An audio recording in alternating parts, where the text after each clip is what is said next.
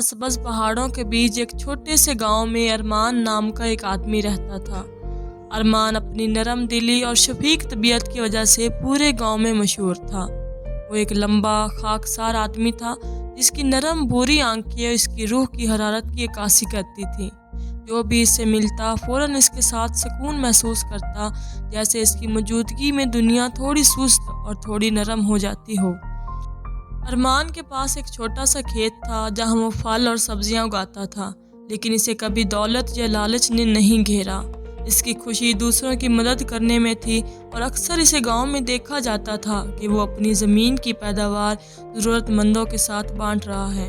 हर सुबह अरमान ताज़ा पैदावार से भरी एक टोकरी लेकर गांव के चक्कर लगाता, बीमारों, बूढ़ों या जो परेशानी में होते उनके पास जाता।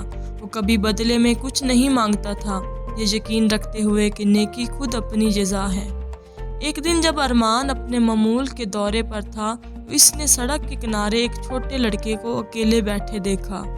इस लड़के का नाम यासीन था, जिसके वालिदैन हाल ही में वफात पा चुके थे और वो अपने दूर के रिश्तेदारों के साथ रहा था, तो इसका ज़्यादा ख्याल नहीं रखते थे। इसके कपड़े पुराने थे और इसकी आंखों में वो उदासी थी जो अरमान के दिल को गहराइयों से छू गई। बगैर किसी तौक़ुफ़ के अरमान यासीन के पास आया और इसके करीब बैठ गया। तुम परेशान लग रहे हो मेरे दोस्त, अरमान ने नरमी से कहा। क्या बात है जो तुम्हें दुख देती है?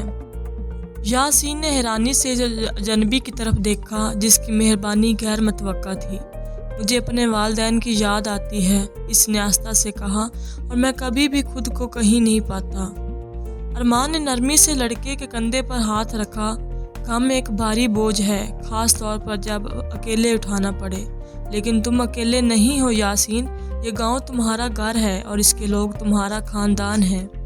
इस दिन के बाद अरमान ने यासीन को अपनी सरपरस्ती में ले लिया। इसने इसे खेत की देखभाल, जानवरों की खिदमत और सबसे अहम बात नरमी में ताकत पाने का तरीका सिखाया।